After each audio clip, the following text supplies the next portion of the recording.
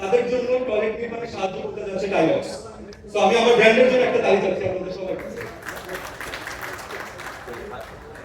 Thank you so much. Tilex এর উদ্যোগটাকে আমরা আসলে অ্যাপ্রিশিয়েট করি, অ্যাজ অ্যান আর্টিস্ট আমি অ্যাপ্রিশিয়েট করি। এবং আমি আপনাদের সবাইকে একটা ছোট্ট কথা বলে শেষ করতে চাই।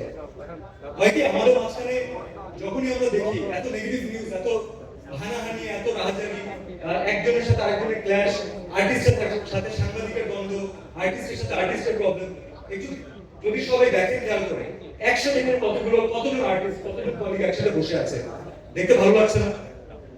একসাথে আছে, সাংবাদিকরা একসাথে আছে, মানে যখন আমরা কোনো একটা ভালো মোটিভ নিয়ে একসাথে কাজ করতে যাব, অনেক ইম্পসিবল জিনিসও তখন সহজ হয়ে যায়।